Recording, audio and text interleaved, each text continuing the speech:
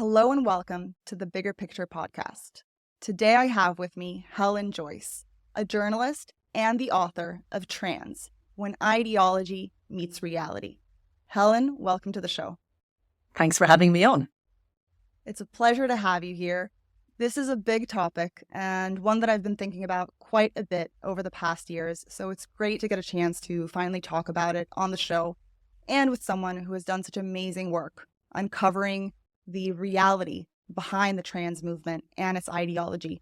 And just as a comment, I talk quite a bit about sex differences here on the podcast, mostly in the context of personal development and relationships and the evolution behind these differences. Because as far as I can tell, men and women are quite different in important and somewhat predictable ways. And I feel that the more we know about these differences, the better our lives will be and the better our relationships will be. But I haven't officially entered the trans debate, so I'm looking forward to this. Well, good luck. Yes, exactly. Here Good be luck, dragons. I'm ready for it. So in your book, you make the distinction between biological sex and gender identity. And people listening might be thinking, what's the harm in letting people identify however they please? Live and let live. And I understand how that would appeal to our internalized liberalism. But you have so beautifully shown that there are serious consequences when we try to bend reality and pretend that someone's gender identity equals their biological sex. So tell us, Helen, why is a trans woman not, in fact, a woman? Right, big question. The whole question, really, isn't it? And the terminology is incredibly confusing, and I think that's deliberate, but it's whether or not it's deliberate, it's true. So just for your listeners, a trans woman is a man who identifies as a woman. About a quarter of people tend to think it's the other way around. They think it's a woman who identifies as a man. So when they hear trans women are women, they think to themselves, of course trans women are women, because your identity doesn't change what you actually are. But the claim is the reverse, that a man can become a woman by saying he's a woman. So that's the first thing.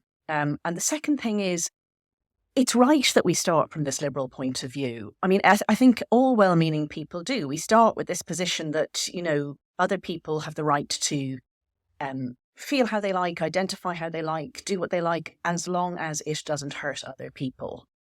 And the thing about gender self-ID, which is the short way of saying you are who you say you are when it comes to which category you fall into, man or woman, is that it does affect other people. People often have this false analogy in their mind with, for example, gay rights. And they think a gay person can tell you that they're gay and you wouldn't say, no, you're not, you're straight, or, well, prove to me that you're gay. And there's two reasons for that. One is because there is actually an objective reality behind being gay. Like in the end, it does mean that you're going to fancy and end up with people who are the same sex as you. But the other reason is that apart from that person, who does it really affect? It doesn't affect me as a straight woman in terms of my own relationships, that I have one straight son and one gay son. They'll end up with whoever they end up with, and I fully expect that at some point I will welcome a daughter-in-law and a son-in-law into my life, although I only have two boys, so that's fine. But this is different because in lots of places we have single-sex spaces, and a person of the wrong sex in a single-sex space, it's a bit like, I don't know what the American equivalent is, I know you don't call petrol, I think you call petrol gasoline. But anyway, the two types of fuel for your car, like we call them petrol and diesel, right? And if you put petrol in a diesel engine, like even a tiny bit of it, you destroy the whole tank of petrol and you're going to have to go and get your car engine cleaned out. And same the other way around. And a person of the wrong sex in a single-sex space is like that. They break the single-sex space, just one of them. So if one man claims that he identifies as a woman and uses that claim to go into a space that's meant only for women, it's like a tiny little bit of petrol in a diesel engine. You've destroyed the whole thing. And that's not to say that men are bad and women are good or vice versa. It's the same as there are two types of fuel and they're both fine. It just depends which engine you have. So the statement that a man can become a woman by saying he's a woman, if he's just saying it at home himself in his own mind, who cares? But actually he's saying something that wrecks things for half of the population, because he's saying something that would entitle him to come into spaces that he ruins by his presence in the same way that petrol would ruin a diesel engine. I mean, it's a sort of homely analogy, but I hope people see what I mean, because I'm not saying that men are bad.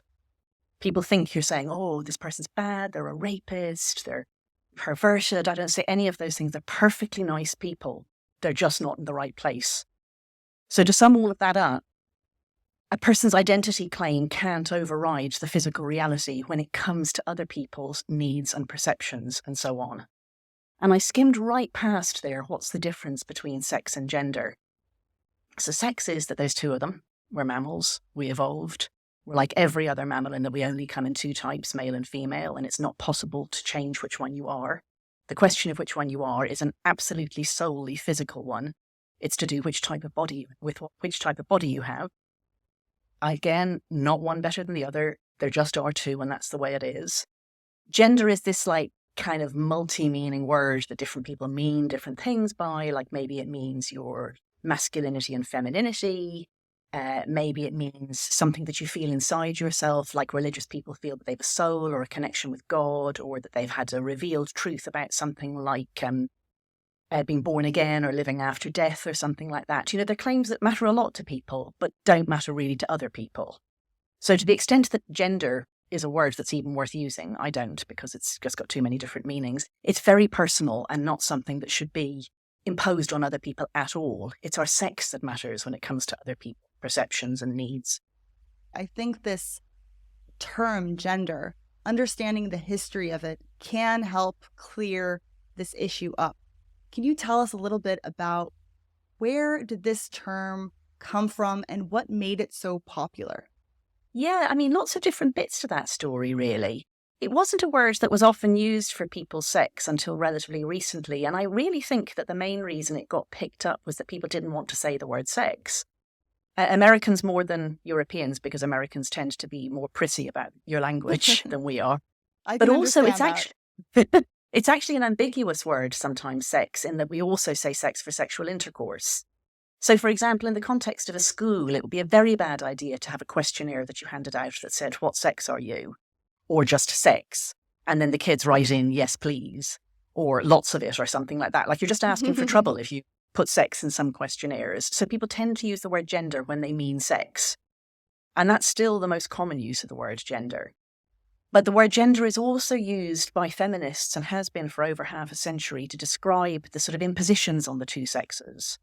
So there are, I mean, as you said at the beginning, you're quite right, of course, there are on average differences between men as a group and women as a group in terms of interests, some strengths and weaknesses in psychological profiles, and those things have very obvious evolutionary roots. They are, again, just, on average, and men and women overlap a lot.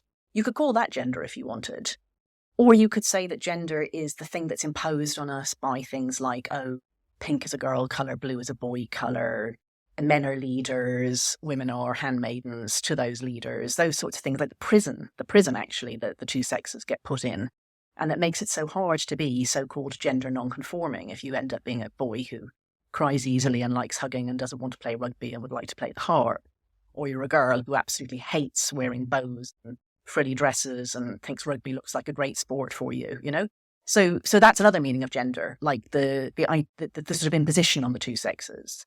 And actually the imposition that positions men as better than women, like superior.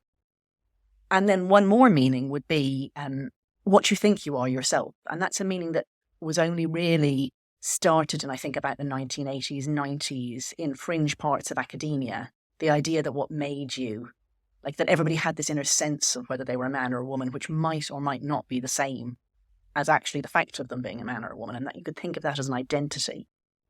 And since then, we've only accelerated on this path towards what you might call identitarianism, the idea that the most important thing about us is our self-chosen labels, whether you label yourself as being a person of colour, which is sort of, it's a factual thing, but it's also a self-chosen label if you're mixed race, to some extent at least. Whether you label yourself as being of a certain religion, how you think about your national identity. People tend to think about things like autism or ASD now as identitarian labels, like whether you think of yourself as a member of the ASD community, but in particular, your gender identity as another self-chosen label. And you can think of that as a part of a very long-run shift away from identity factors that are have a lot of connection to other people, things like the membership of your church, the membership of a local community that you were born in, grew up in, and would expect to die in, your family, your larger family ties, a workplace that you expected to stay in for decades, a profession that you had for your entire adult life.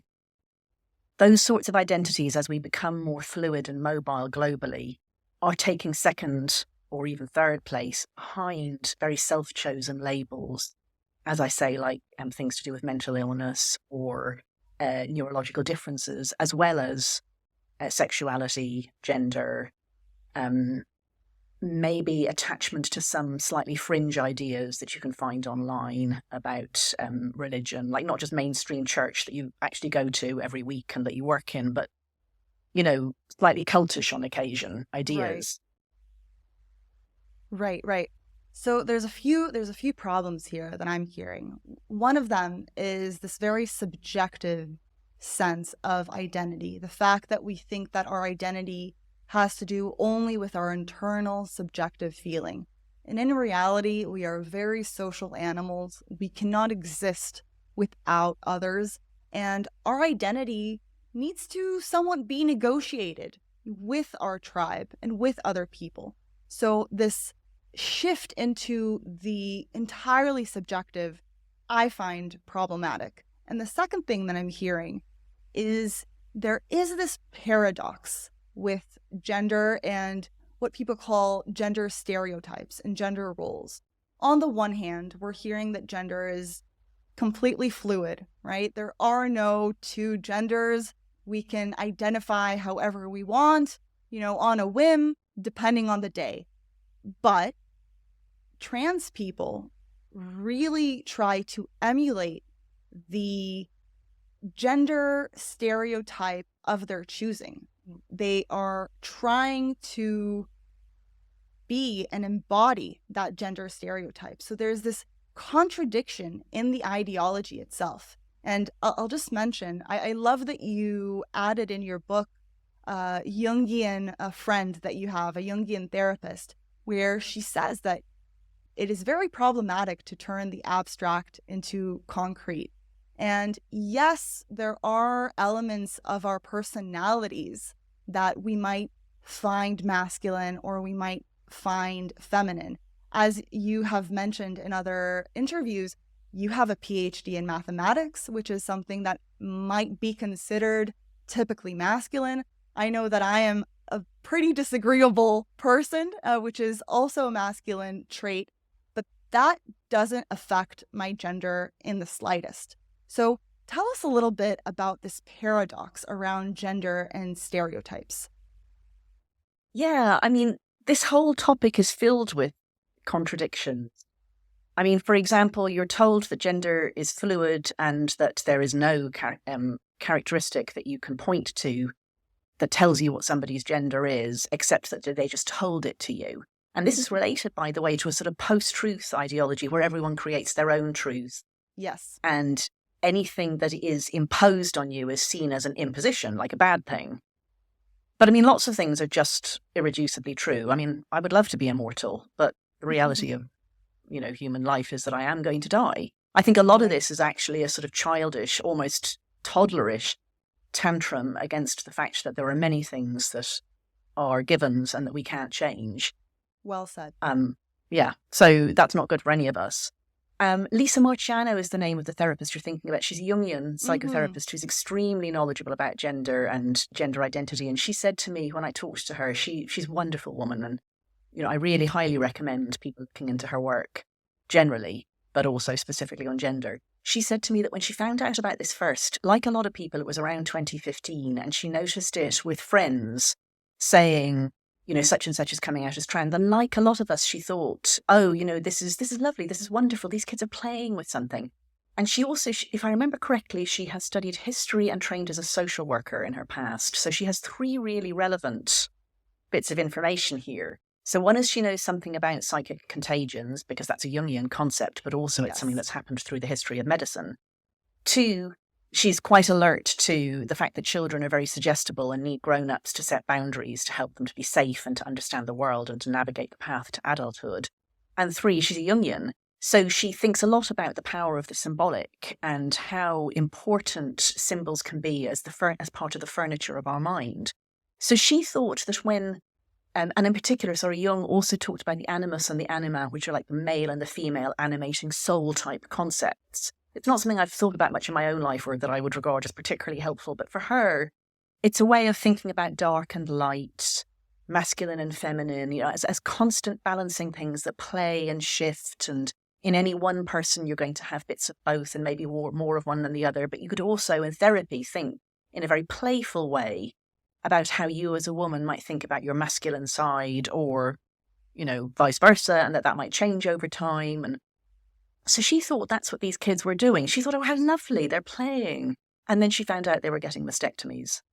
Wow. And to her, that was immediately, oh, you're concretizing the symbolic.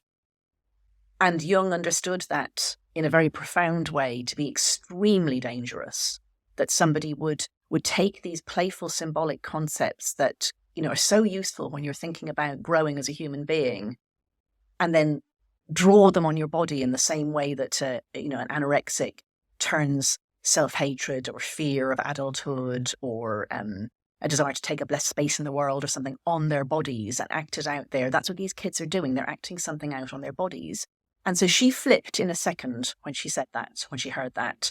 Whereas for most of us, it takes a bit longer, I think, to think through it. But so then you've got this person who is expressing something very real to them, which is that in some sense they don't feel like their own sex.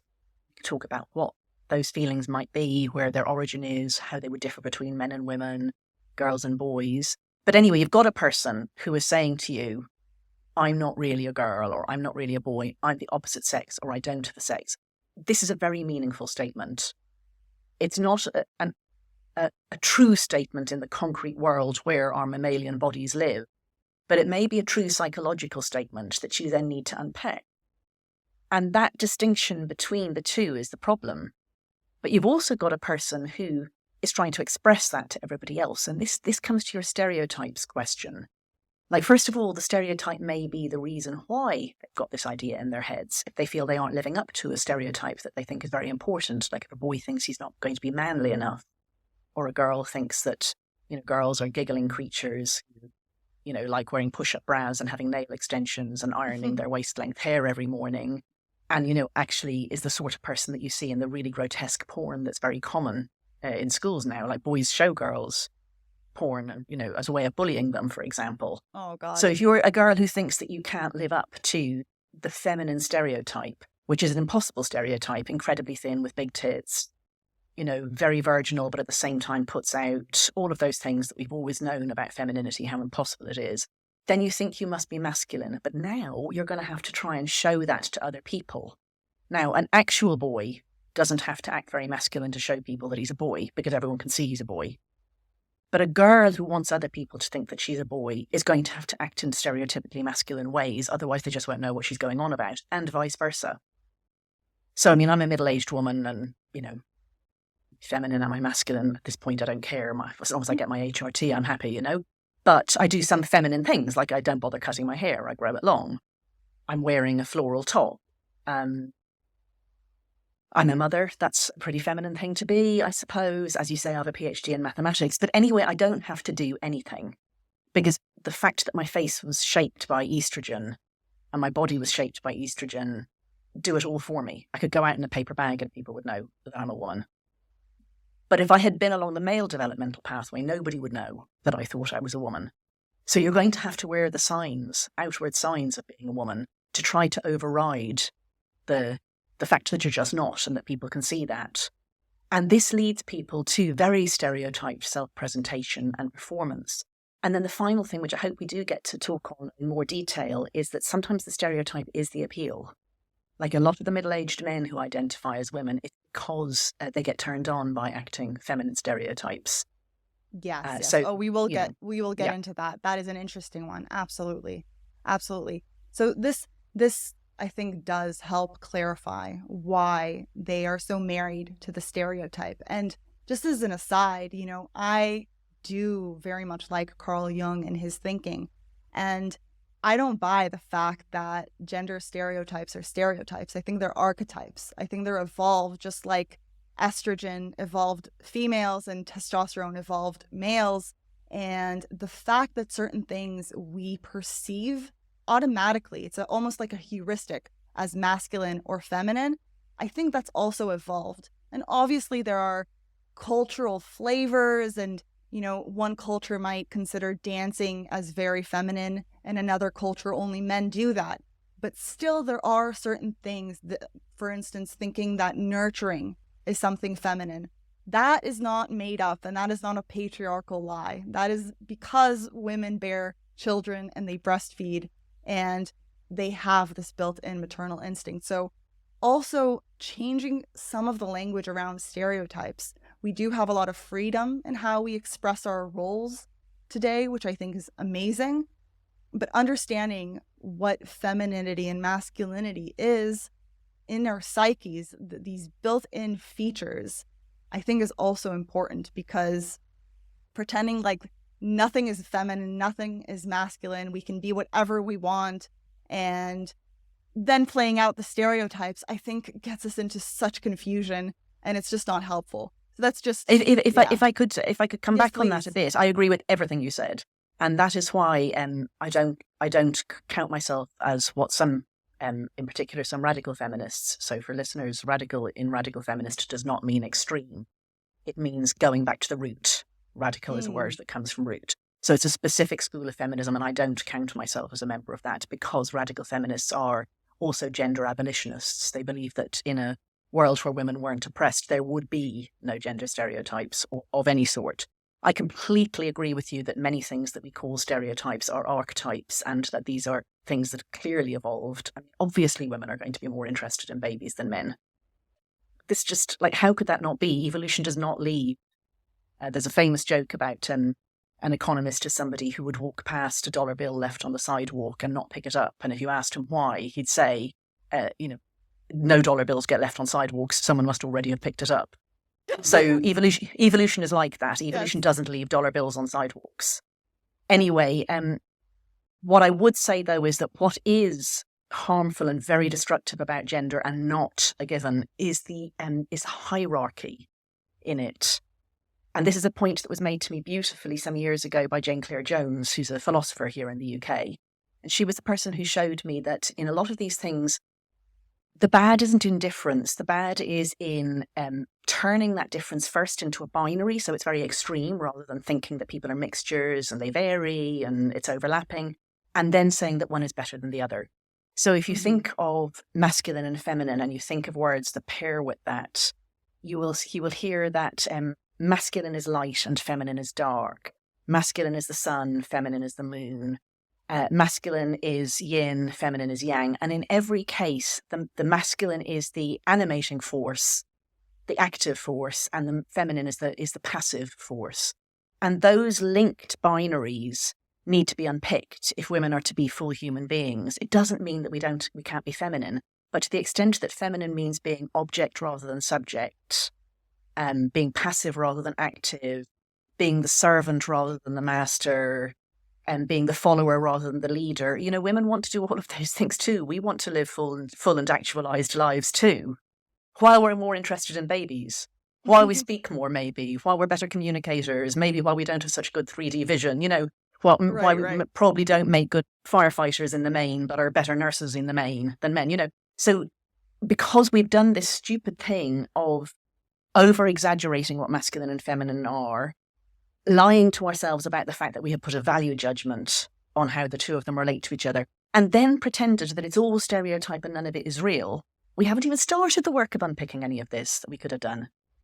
Absolutely. Absolutely. I think that is so beautifully said, because it really is that superiority and inferiority complex, right? The fact that we perceive masculinity as positive, and the fact that feminists, their solution to that was to become more like men, instead of raising the value of feminine virtues and things like, raising children or, being nurturing, of valuing that. As you said, there are value judgments here. And yes, we have evolved in a somewhat patriarchal world.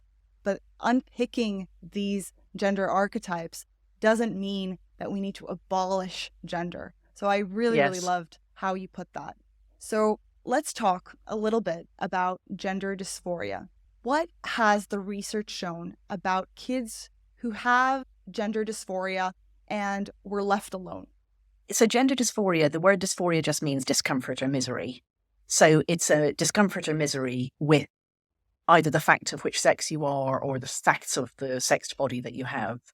And the diagnostic tools have changed over time and the labels have changed. But basically, it's a boy who's deeply unhappy in more than just a passing sense of the fact that he's a boy. Perhaps he hates his penis. Perhaps he hates the role that he's supposed to play as a boy, whatever, and the same for girl, like the reverse. So this is something that, to some extent, probably through recent history, most girls have felt, because most girls find puberty really very difficult. Starting to bleed is tough when you have your period. Breasts are the most visible outer marker of being an adult woman. And as soon as your breasts start to develop, which is usually when you're only in your early teens, that's when you start to get catcalled and men giving you unwanted attention. So you could say that gender dysphoria is an incredibly natural thing at mild to moderate. And, lots of boys, like if you're going to grow 18 inches in about half a second and your voice breaks and you become very, very spotty, that's also deeply distressing. So puberty is perhaps the time that a lot of people feel some element of gender dysphoria. But what you didn't ever really see until very recently was significant numbers of younger kids strongly expressing that they didn't want to be their sex, or teenagers who said much more than just, it's so unfair that I have to bleed, or why do I have to stay at home while boys get to go out and play? Like, why do I have to help with housework? To go beyond that into saying, I feel like I'm a member of the opposite sex. I was meant to be a member of the opposite sex. I really am a member of the opposite sex. That's not an idea that spontaneously occurs to many people. So at that long preamble, it has occurred to some children in history. And there are, I think, 13 studies that I know of before the big change that happened in the last decade or so, which we'll come to, that have looked at those kids. And they're in different countries. Some of them are boys only, some of them are mixed sex, some of them are rather small. All of them show that those kids outgrow their gender dysphoria if you don't concretize it. So if the family are kind to the child, try to understand what it is the kid is saying when they say, I'm not really a boy or I'm not really a girl, give them time, don't lie to them about their bodies, don't lie to other people about what sex they are, they grow out of it.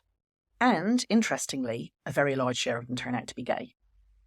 So the fixed understanding by, say, 2010 among those who knew the research was that little children who expressed spontaneously the idea that they were meant to be members of the opposite sex in whatever language they used were highly likely to grow up to be gay, but would also grow out of their gender dysphoria. And this is connected with an idea we all used to know, which is that gay people are by far the most gender non-conforming people. And that gender non-conformity often comes way before puberty. So before the gay person knows they're going to be gay, before they feel any, feelings of sexual attraction, they are unusual. They are different. You can spot these little fey boys sometimes and these incredibly rough and tumble girls. Of course, some of them grow up to be straight, but just the odds change when a kid is like that. Right. So that's what we knew in about 2010. And there have been some studies since that have confirmed that. But what has happened since then? Two things. One is that we are creating gender dysphoria. And the other is that we're taking that gender dysphoria to mean that you are trans and that you should do quite extreme things in terms of your self-presentation and medical treatment. So by telling people that if you feel that if you don't identify with the most extreme and rigid and unnuanced description of what it is to be a boy or a girl, then you probably aren't a boy or a girl. And that's basically what's being taught right across the Anglosphere and in increasing numbers of non-English speaking European countries as well. That they're literally telling girls and boys in school from quite little that it's possible to look like a boy but really be a girl or vice versa, and that there are people who have a gender identity that doesn't match their body. How are you going to know what your gender identity is? Well, you self-examine, and you do so by reference to just incredibly regressive stereotypes. So, I mean, I'm not talking about, it's unsurprising that girls like babies more than boys do. I'm talking about girls like cooking and pink and knitting and shopping and gossiping, and boys like trucks and rugby. And like they literally write these lists down and they tell children to look at them and self-examine. So that then a kid looks and thinks, oh, I don't really fit in that. And actually it sounds a bit shit. Maybe I'm non-binary, or I like the look of the other list better, or whatever. And then they're told that makes them trans. And so now you've got a kid who's thinking about something that a child wasn't thinking about in previous eras. Like they just weren't encouraged to think about it, and encouraging people to ruminate about something creates a change in how they think and how they feel. It's a feedback loop. And over time, pretty much anyone can convince themselves that they're gender dysphoric if they give it a really good go. And then the next thing that you're told is you're given a cultural meaning for what it is to be trans that says you must declare your pronouns. Anyone who won't use your pronouns hates you and wants you dead. I mean, imagine a more wicked thing to tell a child than that anyone who slips up and looks at an obvious girl and forgets that that girl calls herself a boy, that person is hateful and wants them dead.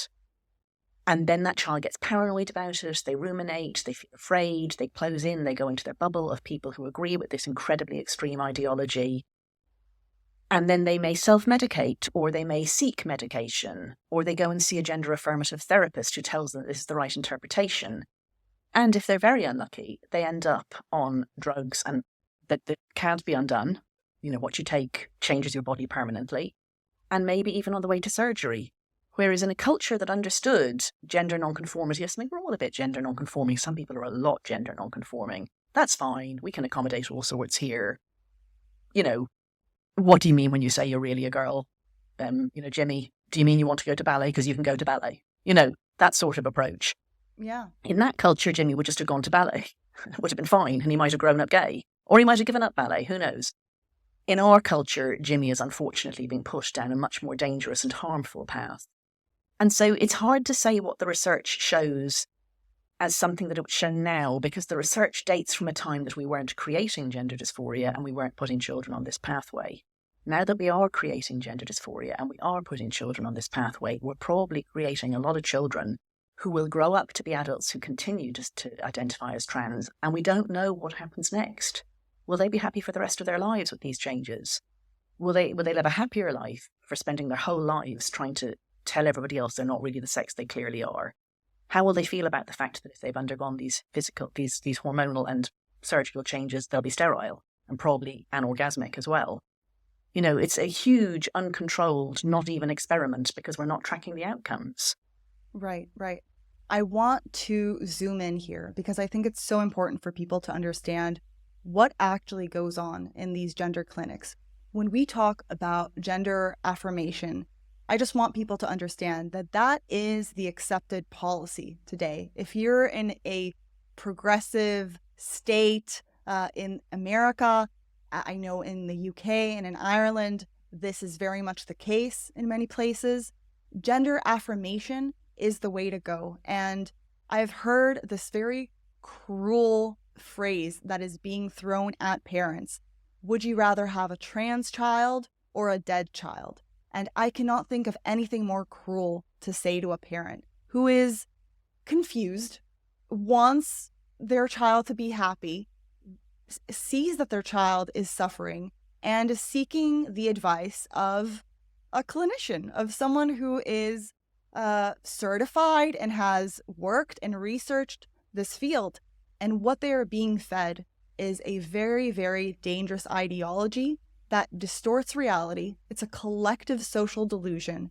And the consequences, the physical consequences, are dire. And I recently had a conversation, talking about these problems. What happens? What do you do when you have a child 4 years old, 5 years old, who's gender nonconforming? I think understanding that, we live in a very liberal world, and if you want to go to ballet, Jimmy, go to ballet. I love that. I was in karate and kung fu classes for years because I could not stand the girls in ballet class. And, no gender dysphoria here, but I liked, rough and tumble play with the boys. And there was nothing wrong with that. And I think that this idea that we are telling children that they can change their sex is wrong. It is false, because what they really can do is they can sterilize themselves. They can turn themselves into asexual beings. If you take puberty blockers, your reproductive system isn't going to develop, and even your sexual desire isn't going to develop. A lot of these people are asexual, have experienced sexual dysfunction, and these surgeries are, I can't find another word other than they create a disabled person. They have a high risk of infection, of complications. You need to take hormones for the rest of your life. You don't actually change into the other sex. You undergo this genital mutilation, this really, really awful process. So tell us a little bit about what happens in these gender clinics. I mean, everything you say is true. And as you were saying, as I was thinking about little Jimmy and him saying that he wants to go to ballet, and it comes back to the point I made earlier about the hierarchy between masculine and feminine, because you were doing a high status thing as a little girl doing karate. You were rejecting the low status thing, namely the girl thing, whereas a boy who wants to do ballet is very countercultural. So that's a much harder task for parents, to find space for little Jimmy who wants to do ballet without him starting to internalize the fact he's not a real boy, that the other boys are going to mock him. They're going to say that's a girl thing to do. You're girly, you're a sissy, all of those things. And I mean, it depends where you are. If you're in a liberal city, if you live in Brighton or New York, you probably, there's space for that kid, but you're going to have to make that space for them as a parent. And that's a really important thing to do. And if you think we can't do it, then ask yourself what homophobia you are still harbouring, because we all know that little Jimmy who wants to do ballet is more likely to grow up gay, and people who don't want him to do ballet, because they know that, they wrongly think that they can change Jimmy's or suppress Jimmy's future sexual orientation by forcing Jimmy to go and do some much more manly things instead. All they can do is make Jimmy very unhappy. Okay? Right. So that's a harder task, finding, holding space for those beautiful little, fey little, special little boys who may grow up to be straight and fabulous, and that's fine. But let's all face it, they're more likely to be gay. Right, so what happens when you go to a gender-affirming clinic, which in more and more countries is the only sort of way that a therapist is allowed to practice because of laws against what they call conversion therapy, is that as soon as a child says, I understand myself to be trans, in any form of words you might imagine. I feel I'm genderqueer. I feel I'm gender fluid. I think I'm non-binary. I know that I was really meant to be a boy. Any of those words, all they hear is, you're right. It's back to this thin identity that is just self-created and self-stated, rather than being something that's actually about the connection that you have with other people. And then that is affirmed. A good therapist affirms the situation that their client feels themselves to be in, affirms their feelings by saying, I hear that you can feel like that, you're feeling that. I hear this is important to you. Let's unpack it. Gender affirmation is, no, you really are a boy. That's right. A girl who says she's a boy really is a boy. No questioning. And then that just sort of pushes the child down a certain pathway, and anyone who disagrees with them, including the parents, is positioned as somebody who hates that child, wants that child dead.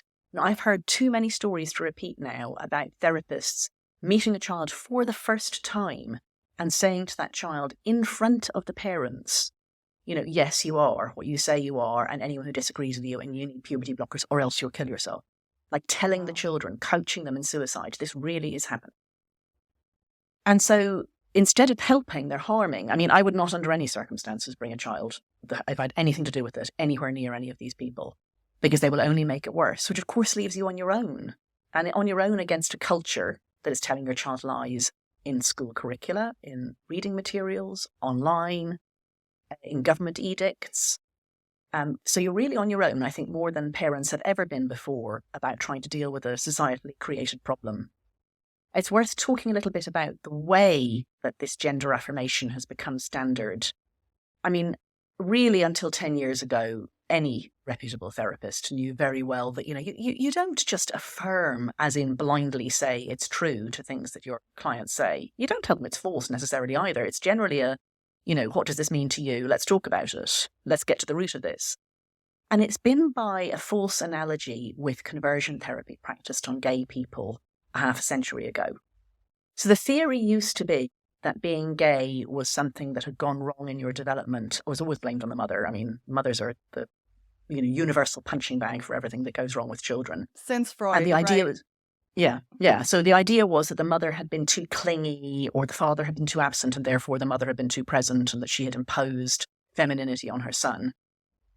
And that the boy had somehow had flipped somehow. He was an invert. He had gone down the wrong pathway, and that you could maybe put him back on the right pathway. And the ways in which they tried to do this, that, by the way, is completely false. But also, the way they tried to do it was very cruel, which was that you would try to get a gay person, so a teenager or even a little boy. I've heard it's being done in little boys who are just very gender nonconforming. And you would try to get them to feel shame about anything that was gender nonconforming. Like you would throw out the little boys' dress-up clothes. You would get the adult to shame themselves about their feelings. If it was an adult, you might get them to watch opposite-sex porn and masturbate at the same time. You would get them to watch a bit same-sex images, like handsome man, if it was a gay man you're trying to convert, and give him at the same time electric shocks, or give him drugs that would make him feel sick and vomit. And all you can do by doing this sort of thing is internalize a great deal of shame, and also make the person associate their natural feelings of desire for an older person with revulsion. It is actually possible to suppress people, temporarily to suppress people's natural desires. What you can do is create the desire that they don't have. All you can do is really make them very, very miserable. So that was conversion therapy, and no therapist has done it for decades. It was recognized to be abusive. All the psychological associations and similar worldwide put out statements apologizing for ever having suggested that this was a good idea, saying it didn't work, saying that doing anything remotely like this would get you struck off. The only place that anything even remotely similar still happens is in sort of fringe religious groups. And there you might get shamed in front of other people, or prayed over, or be subjected to sort of hours of haranguing. And this again is really fringe, like really, really fringe. And anything that heads into that you might be hit or anything like that would, of course, fall under assault laws, like it would be illegal without us having to say you need to have a specialist law about it. But anyway, in the last few years, activists have managed to get laws they call bans on conversion therapy passed around the world. We're fighting to try to stop one here in the UK. And what they say is conversion therapy for, and this is the big bait and switch, sexual orientation and gender identity. Now, if it was just sexual orientation, it'd be a law banning something that basically isn't happening. And that's annoying and bad. But anyway, it's relatively minor because it's not really happening. But gender identity, as I said, it's not this fixed thing. Most people don't feel themselves to have a gender identity. They just know that they're male or female. And people who think of themselves as having a cross-gender identity, at least in childhood, we know that tends to vanish if you just let it alone. So there isn't a fixed thing, gender identity, that you would be trying to convert somebody from, the way there is with sexual orientation. And what this plays out as is that anybody who tries to make any sort of effort to convince somebody that they're not whatever they say they are, risks a criminal prosecution. It depends on the law, the specific law. If they're a therapist, they might get struck off. They might get sued by somebody. If it's even a parent in some places. I mean, there have been parents who've had children taken away from them in both Canada and in the US for refusing to allow the child to go on puberty blockers because that's seen as a conversion effort. So this law is an absolute wolf in sheep's clothing. It's an attempt to stop anybody from saying to a child, hang on, what do you actually mean when you say you're not actually a girl? And to just railroad this child straight through this entirely ideologically driven, non-reality based model of whatever you say you are.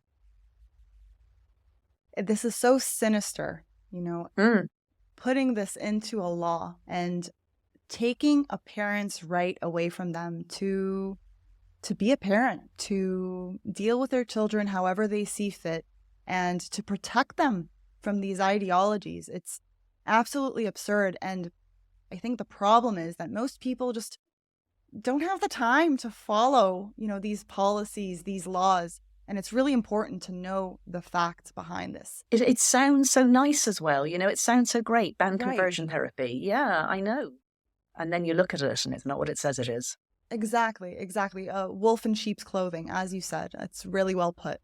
I want us to talk a little bit about the types of transgenderisms Yeah, because we like to think of it as one big category, but really there are types, and there has been good research showing that there are types. So tell us a little bit about these categories. sure. So the very first people who ever had any idea that somebody could be a man but really a woman were in about 1920s. And it was very linked to their understanding of homosexuality. Like these early researchers, and going back a little bit earlier than that, about 30 years earlier than that on homosexuality, their idea of what a homosexual man was a man with a woman's soul. That's what they really thought, that you were inside, you were really a woman. Um, but by about 1920s, in Berlin specifically, there were just a couple of doctors who felt that it was possible not just to be a man with a woman's soul who wanted to sleep with men, but that you might be a man with a woman's soul in a way that made you want to present as a woman. So they saw it as a type of cross-dressing. And if you look at the early work, their early writing about it, they understood that it was different whether the man wanted to sleep with men or wanted to sleep with women. So they understood right from the beginning that there were two types of men who might think of themselves as women or want to sleep, like take the woman's role in sex, you might call it. And that was the gay ones and the straight ones. So those are the two types still that we think of. If you're any sort of serious sexologist who isn't entirely had your brain eaten by identity and identity politics and queer theory, you still understand that there are these two types of men who feel that they're women. And there's entirely different paths to it. So for the gay men, it'll be somebody who was a really gender non-conforming little boy, and it was established really 20 years ago in a research paper that looked at all the previous research about how gender dysphoria developed in children. And what it concluded was you started with the gender nonconformity. The child didn't typically feel gender dysphoric. Shame followed because of the way that the gender nonconformity was responded to by the people around you. So a dad who tried to toughen you up, classmates bullying you and leaving you out and calling you a sissy, and so on. That creates enormous shame in a boy who is different. And that shame becomes self-hatred. And then at some point, the question occurs to the little boy, was I really meant to be a girl? And that's the origin of that sort of gender dysphoria. And somebody who goes along that classic pathway, ideally what will happen when they hit puberty is sexual desire rears its head and they finally understand themselves to be gay. And then, this is not an easy path to adulthood when you're shamed with who you are and you maybe live in a homophobic society. But anyway, a load of gay men of my generation and above have had to navigate that path, and they understand themselves to be gay, and they have done a lot of work on themselves to get rid of the shame. But some haven't and some can't, and in the end they feel that they just be happier and more natural. They present as women. And so these people typically tend to be very feminine in their presentation and style, and always have been, pass quite well often, and are quite realistic, actually. They know they're not women, and they don't tend to want to impose on women. I don't think any man belongs in women's spaces, but these men, because they're gay, are not actually a massive threat to women. Right. And that's what most people think that all trans men are, like all trans-identified men, all trans women. They think that. They think that it's a gay man who's had a lot of surgery and is really unusually, feminine. But they're probably the minority who've been seen in gender clinics over the last number of decades. The majority come in older. They're heterosexual. They've often been married and have kids. And they're often very notably not very feminine in their self-presentation. They're quite hard-charging men. Typically, they've done things like engineering, computer science. There's a lot of them in the military. And these men have something more complicated, which is that they get aroused at the idea of being a woman. So they like women, not men. But the woman they like best is the imaginary woman that they are. And those men have typically been cross-dressing since they were teens. It often starts by stealing your sister's or your mother's underwear and masturbating in it. And those men often conceal the fact that that's how they get their thrills. They get married, they have kids maybe, and then at some point their wife finds out that their husband is wearing their dresses. And this is a big part of his life. And often what happens is this man makes it to in his 40s or 50s. And by this point, he's conquered everything else. He's maybe cruising towards retirement, and it's time for the woman inside to come out and play. Right. And this, Caitlyn Jenner is a great example of this. Yeah, I mean, I don't want to diagnose somebody that I don't know, but I mean, Right. it does look pretty typical. So if you imagine Caitlyn Jenner, you're probably imagining the right thing, but I don't know Caitlyn Jenner and I'm not a psychological professional. So that person is often somebody who, like, their dearest wish is to really be a woman. And the thing that's different about this from homosexual orientation is that it requires other people to play along. So if a gay man says to me, I'm gay, and I say, no, you're not, like, he goes, oh, yes, I am, but I don't care what you think. If a man who says he's a woman says to me, he's a woman, and I say, no, you're not, I'm destroying his deepest fantasy. Right. And if I say to him, no, you can't come into this space because this space is women only, I'm stopping him from living out something that he's been fantasizing about possibly for decades. And remember, he's a man. He's got male entitlement. He's somebody who thinks that he gets what he wants, and this is the latest thing that he wants. And so these men are hyper aggressive. So if you want to think about the nastiest and most entitled, aggressive, woman-hating, and just horrible trans activists, and of course there are plenty of trans people who are not like this, but if you want to think about the ones who cause the most problem, it's these men. And that is because the one word they will not hear from women is no. And I'll say one more thing about these men. It's that part of the fantasy for them is that they would have been much happier if they hadn't gone through male puberty, because they don't pass. They're in their 40s, they're trying to transition now, they've got deep voices, they've got big jaws, they've big hands and feet, they're tall, they've got the whole body of a man. It's too late to send them down the other pathway. And it's a source of great grief to them that they can't pass. And it's a big part of what they fantasize about. So they project that fantasy on boys, and they think that they often sort of, retrofit their history.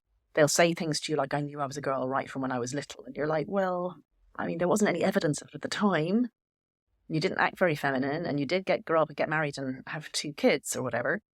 But they project that on little boys, and they are the biggest cheerleaders for very early medicalization of gender dysphoric kids. And they are not interested in the fact that most of those kids will grow out of it. They want those kids put on puberty blockers before puberty starts. They want to lower the ages that kids can get cross-sex hormones. They want surgery done even before 18 because it's part of their own sexual fantasy. And they don't care about the fact that actually the biggest group seen in gender clinics now are girls who aren't even part of this damn profile. And we didn't even start talking about the girls. Like, we just talked about the boys. The girls is a whole other issue. And just to give people a little context, this is new. Transgenderism has usually been seen in men, with androphilic men who are homosexual and do want to be women, but with men, and the autogynephilia, men who are attracted almost to themselves, really, as women, and have this fantasy, as you said, of being women. But teenage girls being gender dysphoric is completely new, and we hinted at it at the beginning with this social contagion. So give us a little context. What is happening to teenage girls today? So Abigail Schreier wrote a book that was very specifically about these girls called Irreversible Damage. And in it, she said that she had tried to find papers, the earliest papers, academic papers that covered gender dysphoria in teenage girls, and she couldn't find a single one before 2010. It literally wasn't a phenomenon. There was none. Almost no children were seen in gender clinics, and when they were, it was really invariably boys, or nearly invariably boys. You did see some women in gender clinics early, but they were invariably like really hyper butch lesbians who just found that they just wanted to be taken for men. They wanted rid of their breasts. They wanted to marry a woman. They wanted to live, inverted commas, live like men. Like they just didn't want anyone to think of them as women. And often they could pass because testosterone is like a one-way gate. It's like, it's like they say, easily in but not easily out. So the lobster in the lobster pot. Testosterone's that. So someone who's gone through male puberty is never going to pass as a woman without extensive surgery, including on their face. And probably not even then. But a woman, even a woman who's gone through female puberty, if she takes testosterone, she'll grow facial hair, she'll bulk up on her muscles, she may lose her hair if she carries the gene for male pattern baldness.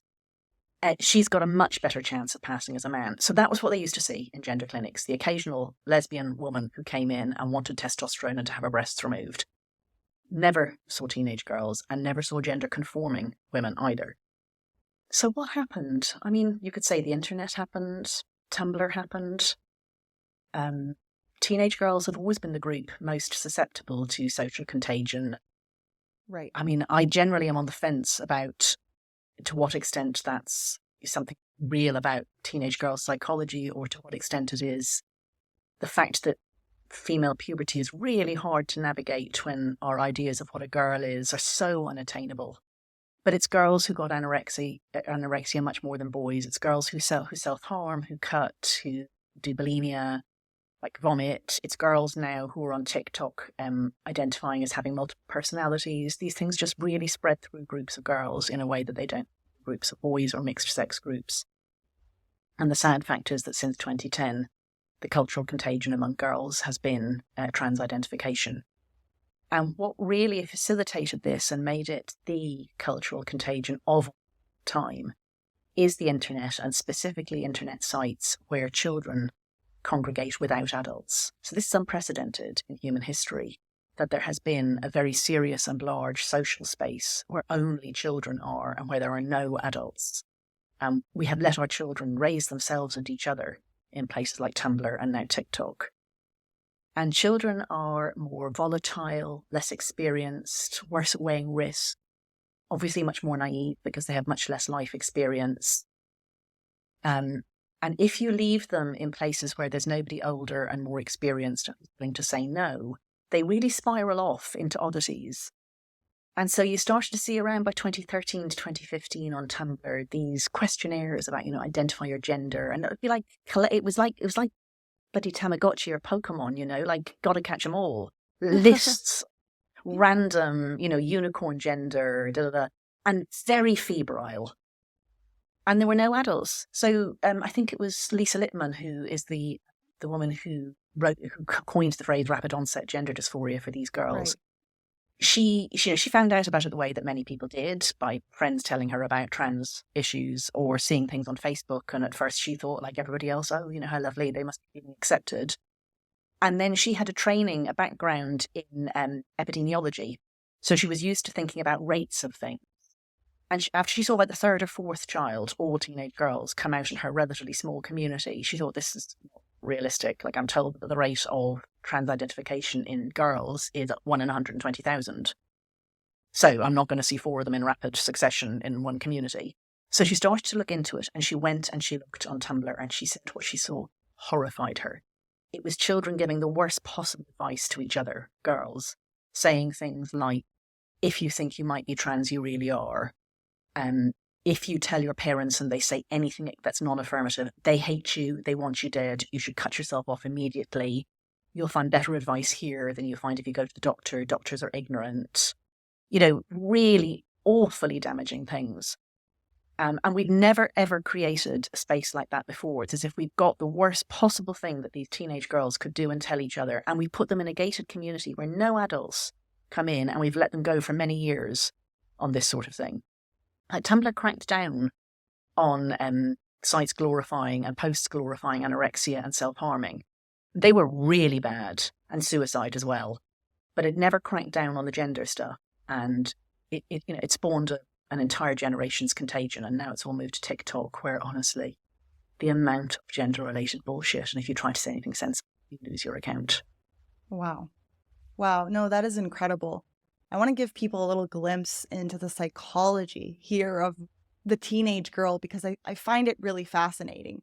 First of all, in puberty isn't easy for anybody, but girls definitely have a harder time. Society's expectations, period. All of these things are difficult.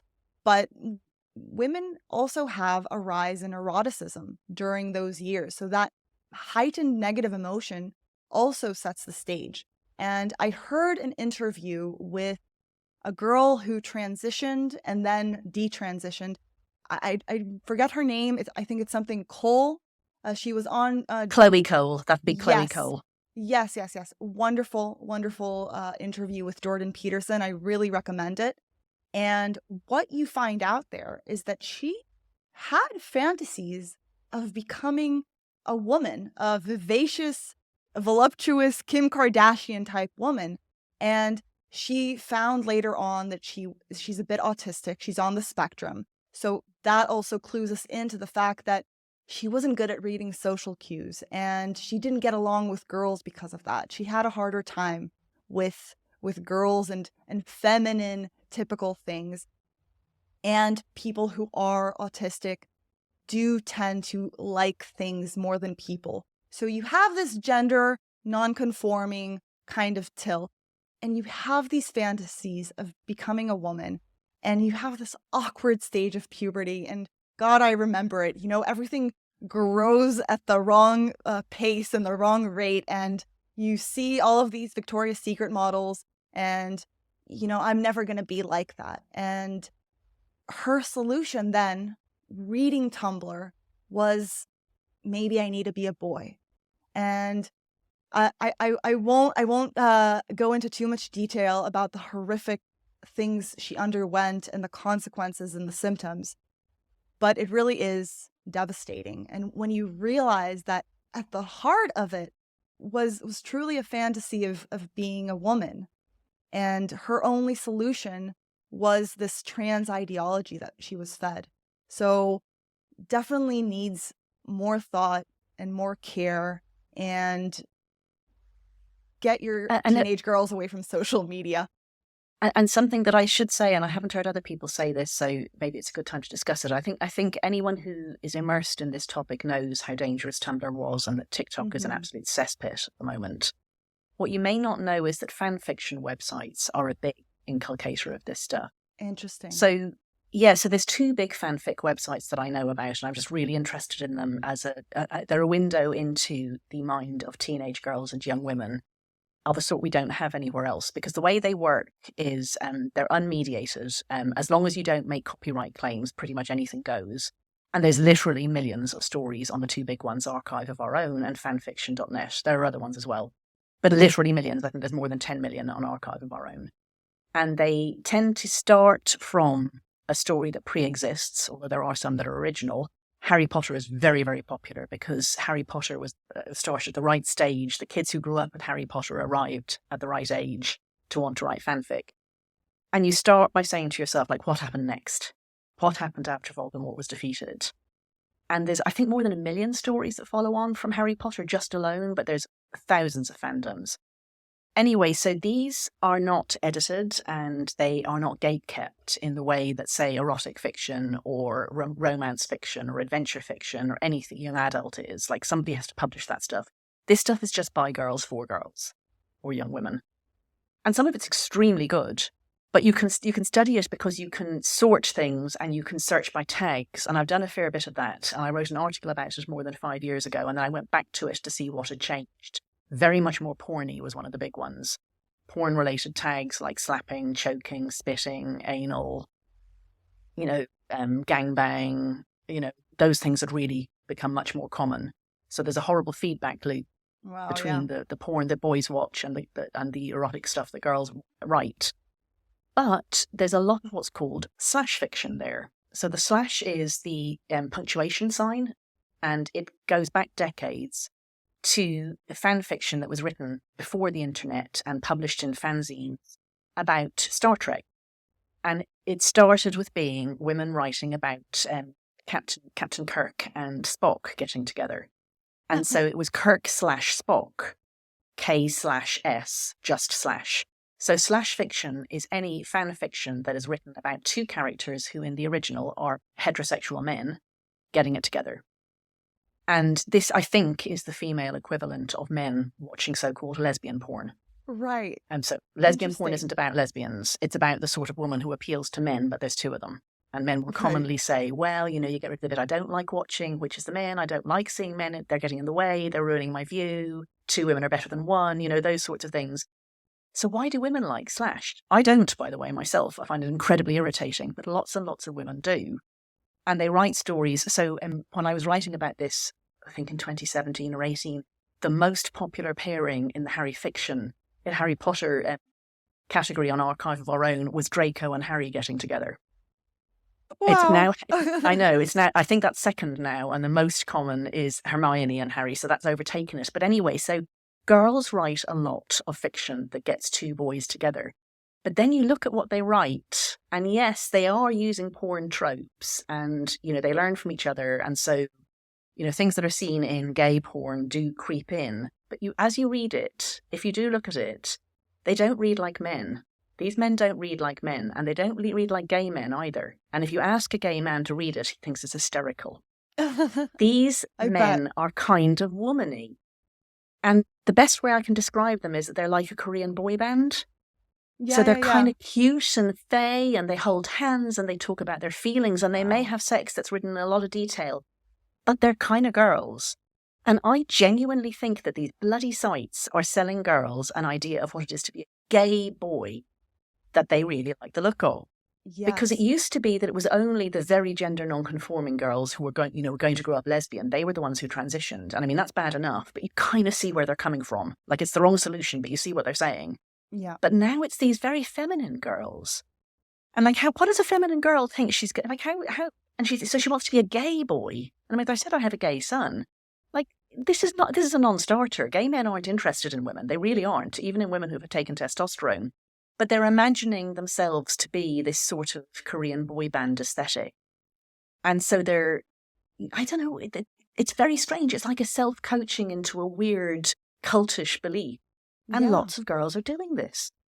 It's really a collective delusion, what it sounds like. Yes, it is. It's inverting reality completely and allowing these girls to entertain, the reality of, I can be a boy and have that romance that I really want. Just be this, and be this like holding hands type of boy. And I'm not saying that gay boys don't hold hands, but you do know what I mean. If you picture those Korean boy band boys, there's an expression in French that gets used in English in crimes, which is folie deux, which means like a madness of two. Mm-hmm. And it's crimes that are committed by partners that you think would probably not be committed by only one of them. They egg each other on, and they end up committing even a murder together. So I think whatever the collective equivalent of folie deux is, this is a madness that gets created by large numbers. And again, it's this unmediated space where there aren't adults, there isn't reality, there's no gatekeeping. And in some ways that's brilliant. It's super creative. Like, there's incredibly brilliant ideas on these sites. You could lose yourself there for years if you wanted. But one of the things that happens there is that significant numbers of girls develop gender dysphoria, create an idea of what it would be to be a gay boy of this fey, sweet, kind of girly variety, and then catastrophically take steps that can't be undone. It doesn't end up just being a phase, like being a goth would have been a phase, Like, if this was just goth 2.0, I wouldn't care. Right. I think they almost think that they can solve the problems that they're facing as girls, as developing women, and get to enjoy, all the good parts in this illusion. Incredible. I've never heard of that. And, I know about kind of fan fiction and fantasy from Euphoria, the TV show. There's one character who's like really heavily into that kind of erotica, but I have not heard about this like weird boy on boy, but imagined in a girl's mind kind of romance stories. Incredible. Oh, my jaw dropped when I heard about it first. Like, I actually, why did I hear about it? I can't actually remember where I heard about it first. I had to go off and look it up. And I actually sat there and I could feel my mouth go, like, what? And when I wrote this article, like, I looked into it and, there's been some scholarly work done on early /fiction. And I talked to a woman who had written a short book on Kirk/Spock. And it was really interesting talking to her about it. And when she decided she wanted to research it, she reached out to a famous evolutionary psychologist who was retired. And she quoted from his letter in reply to her in the foreword to her book. And he said the same thing. He said he got her letter. She wrote what this was. She said that, I want to do some research on this. Would you consider supervising? I think it was a master's degree on it or something. And he said he sat there. He said, my jaw dropped and I had to reread what she had written several times to make sure that I hadn't misunderstood it. So if you're not one of the people who finds, like, I promise you, some of your listeners right now are thinking, oh, that sounds nice. And they haven't heard about it before, but they're going to go and look. Yeah. So there are. Whatever floats your boat. Yeah, but these girls, madness of large numbers. And crazy. Again, keep your teenage daughters away from social media the best you can. have them rooted in reality, in real friendships and relationships, I think that's a good course. I do want us to touch upon this issue that you have spoken about as well, which is trans rights impinging on women's rights. And we see that in these extreme cases of women's sports and women's prisons. So tell us about what is going on. So I always try and unpack that statement because I ask, what are trans rights? If by trans rights we mean the human rights that everybody has, to freedom of belief, freedom of expression, safety, dignity, to be able to work without prejudice and so on, absolutely trans-identified people have exactly the same rights as everybody else, and so they should. You should not be able to fire somebody or refuse to rent to them or kick them out of a bar or any of those things like that. What the trans rights are human rights slogan is meant to mean is that unless you go along with a trans-identified person's identity rather than their actual sex, you are denying their human rights. And they will often say, you're denying my right to exist. Right. So a man who identifies as a woman is like what I said at the beginning of this show. He's petrol, she's diesel. They're both lovely, they're great. When you put them in the right tanks, fantastic. When you put them in the wrong tank, they cause a big problem. So if a man who identifies as a woman takes that as meaning that he can come into women-only spaces, he destroys the women-only spaces. That's just a logical statement. He's a man, so he comes into a woman's space. It's no longer a women-only space. And that doesn't change if he calls himself a woman, because we can't actually turn men into women. He thinks of himself as a woman, but he's not. So it's a problem for all women-only spaces, actually. Even the ordinary ones. You have to ask yourself why we have women-only spaces in the first place. And it's always basically comfort, safety, privacy, and dignity. Most people really do feel more comfortable in awkward situations with only people of their own sex there. So if you've got to go and have a prostate exam, or you've got to go and have your cervical smear test, we call it a pap smear in America, you probably want somebody of the same sex as you. If you are a Muslim woman and you want to adjust your head covering, or you want to wash, you're going to have to do that in the presence of other women. And for Orthodox Jewish women, there will also be rules about that. And, if you're a rape victim, or you are very shy, or you were a domestic abuse survivor, or you were abused as a child, you may have very strong feelings about not wanting to be vulnerable or visible in mixed sex spaces. But just most women, even women with none of these special characteristics, if you're going to have to undress from the waist down, which we do, in order to just have a pee, you want only other women around. Even if there's a door, it just feels better that men are outside two doors. That's why we have single-sex spaces. And if men can say, I'm a woman, and come into them, they're no longer single-sex. So it's a problem in all those spaces. But the two really high-profile situations where it matters are sport and prisons. Now, I think there are things that are more important than sport, but sport is just so visible. Right. And also, when I talk about how men commit most crimes and commit most sex crimes, men get cross. They say not all men. And they hear this as a criticism of men. And that's why I say men are great. I'm married to one. I have 2 sons. I have 5 brothers. They're all fantastic. Loads of my friends are men. They just don't belong in women-only spaces. And the fact is that most people who commit crimes, physical crimes, violent, sexual crimes, they're men. So we need to keep them out, all of them. But men get pissed off when you say that. What they don't get pissed off when you say is men are bigger and stronger and faster, because that is also true. And so we have single-sex sports in order that exceptional women can be recognised and can compete. Quite non-exceptional men can defeat all women. There's a site called boysvwomen.com, if I remember correctly, and it compares the performance of under 18 American boys with world record holder women. Wow. And in pretty much every athletic sport of any sort, so not equestrian, basically, is almost the only exception. American under 18 boys defeat the world record holder, Olympic winner woman. And often it's thousands of boys do it every year. So, and those boys are good. Obviously, they're at national standard in the US, which is a very big country with very good sports. But they're not exceptional. They're not the world's best. So if you allow men and women to compete in the same competitions, there won't be any professional women. There won't be any women who win. You'll have women ranking, if you're in a club, like a running club, you might be able to imagine that the person who you might think of as actually somebody who might go to the Olympics for your country, if that's a woman, when she was running as a man, she might be a decent second-rank small club runner. And running isn't even one of the things, the biggest difference. In running, it's about 10 to 12%. In weightlifting, it's 50% or more. And if you have weight and matched sizes, so if you say the person is the same weight, a woman of the same physical body weight as a man will lift 30% less at the top ranks.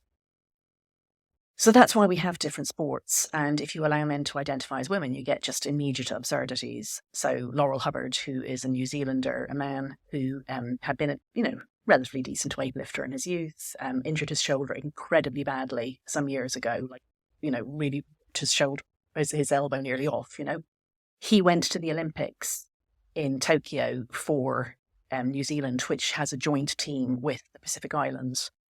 And it's one of the sports that Pacific Islanders do very well in is weightlifting because they have a particular body type. And so the world's best women do tend to come from there.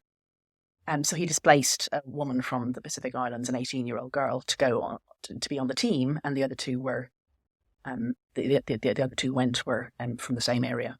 He didn't get placed, but there was a young woman from a poor country who had survived domestic violence as it happened to the child, who missed out her one and only chance probably of going to the Olympics and presenting her country, because a man who was in his 40s, who had suffered a career-ending nearly injury, who really wasn't very good as a man, like he wasn't even lifting at national level in New Zealand, went instead.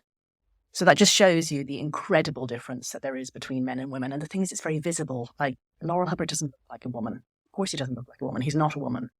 And he's standing there as this rather out of shape man on a podium in a local competition, and there's these girls who are two of the world's strongest women on either side of them in second, third place. So sport gets there because men get it. They don't feel like attacking them. It's so visible. So absurd. So absurd. We are living in the age of the absurd, I feel like. I sort of feel like we went into a parallel universe sometime around 2015, and I wish we could get out of it again. Like I used to do sensible things. I used to talk about actual genuine policy problems. Like, this isn't a real policy problem. Like, if the first man who ever said, I feel like I'm a woman and I want to compete in women's sports, had been told, no, no, no again, no, because it's so stupid, don't be ridiculous, go and compete with your own sex, and we had never started, it would all have been fine. Yeah. But now all of us are having to work so hard to regain ground that should never have been lost. Yeah. And again, these are just the high-profile examples. I'm very sorry for those girls from the Pacific Islands. At least they're not locked up with a rapist, which is happening in women's prisons right now.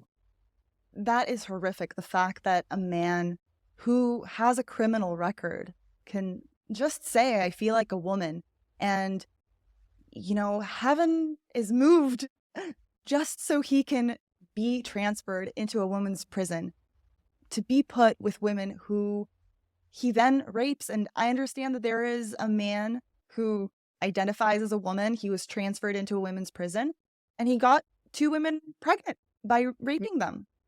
And who knows whether it was consensual, but what does consensual mean in prison? Like, they can't get away from him, True. Like, these are very vulnerable women. People often don't know this if they haven't ever looked at it. I often say that the place that you see sex differences most clearly is obviously in the labour ward. But the second place behind that where you see sex differences most clearly is in crime or in prison. Right. So I know the figures for the UK and I did look up the figures for the US and they're not massively different. You imprison a whole load more people than we do. But as a share of men and women, what I'm saying for the UK holds roughly for the US. So about 7% of the people who get admitted to prison every year in this country are women, and 93% are men. Now, the women overwhelmingly commit non-violent crimes and get short sentences. So at any given time, about 4% of prison are women, and the rest are men. Of the women, I think it's about 4% again have committed any sort of violent crime. Of the men, I think it's 20% or 40%. I now can't remember which. Of the women, it's less than 100 committed a sexual crime, and overwhelmingly that's non-contact crimes. So terrible things like helping to create child porn, but it's not things that make you physically dangerous to the other people in prison with you. Of the men, it's 19% committed sexual crimes, and they were violent crimes, and mostly against women. So you've got thousands and thousands of men in men's prisons who are there because they committed violent crimes against women, and you've 100 women who committed non-violent crimes, not against the sort of people who are locked up at all. So you just need a few of those men to identify as women.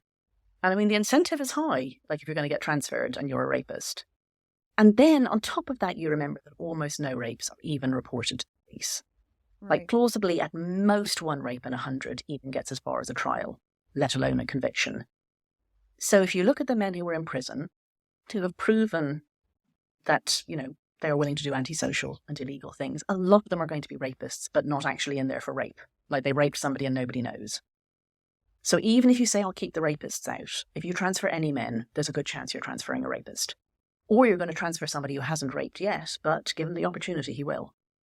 And then the last thing that's worth saying about people who are in prison is that the women are nearly all people who have been victimised, and far worse than the crime they committed themselves. So most women who are in prison have experienced at least one of domestic violence, sexual crime, child abuse.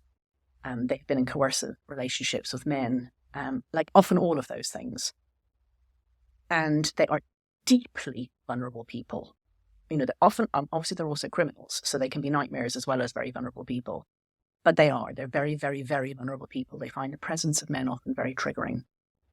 And then you've got these men of whom, literally, at any one time, about, 20,000 of them have already committed a serious sexual crime against a woman, and a whole load more use their fists to solve problems. And that's who you think you can transfer into women's prisons. Insane. And wicked. It's actually wicked. It's worse than insane. I agree. There's something really sinister about this movement and these policies that, trans activists are pushing. And I hope that people come away from this conversation with a little bit more understanding about the ideology that's being pushed. I hope they understand that you and I are in no way homophobic. We're in no way against people living good lives, but we want to be connected to reality. We cannot keep distorting reality in order to appease some fringe minority that's very aggressive and uncomfortable to deal with. And that is difficult. People are facing this in all sorts of fields, in their workplace, in all sorts of places. But I think having the facts is important. And I think remembering that there is such a thing as objective reality, and we need to keep ourselves oriented to it. Because if we don't, it can be very, very dangerous. And even if people think, what's the harm in a bit of delusion? I mean, I think there's a lot of harm in delusion, actually. But even if you are someone who thinks that one of the trans activist slogans is be kind, they think that people like me are very unkind. Well, listen to what I said about what they're doing to children. And listen to what I said about what they're doing to deeply vulnerable women in prison, moving rapists and potential rapists and unknown rapists. Very violent dealing with them. And ask yourself, what's kind? It isn't kind to go along with an ideology that causes so much harm, and that causes so much harm to very vulnerable people, and that ends up with gay kids thinking that they're meant to be the opposite sex and therefore getting sterilised. That's a human rights abuse at a major scale, a major medical scandal. None of this is kind. So I know that I sound unkind to people who desperately want reality to not be as it is. But when you lie to people about what's real, you end up being deeply, deeply unkind. I agree. And I look at it in the sense of if I'm dealing with a child, sometimes you need to be a little unkind to the child to keep them safe. And that's okay. In the long run, that is the kind thing to do. It's not kind to duck the difficult conversation. It's very unkind. Like if a child says to you, I want to eat ice cream for every meal, it would be deeply unkind to let them do it. And this is so much more serious. The harms are so much worse. Absolutely. Helen, where can people find your work? So I have a website, thehelenjoyce.com, and I also tweet more than I probably should at Joyce Gender. And anyone who wants to look at the Critic magazine website, I have a column there. It's a month magazine here in the UK. But basically, if you search for me, you'll find me. And I've done a lot of podcast interviews by this time. And you know what? I always learn from them. So thank you for the concepts that you raised in this conversation. But if people want to listen to more, I do have a list on my own website. But anyway, you can just search for me. Wonderful, wonderful. I really recommend people check out your book. I think it really sheds a lot of light and clarity on this topic. And I just want to say thank you for all the work you are doing, because it takes a lot of bravery. And I really, really respect that. Thank you very much.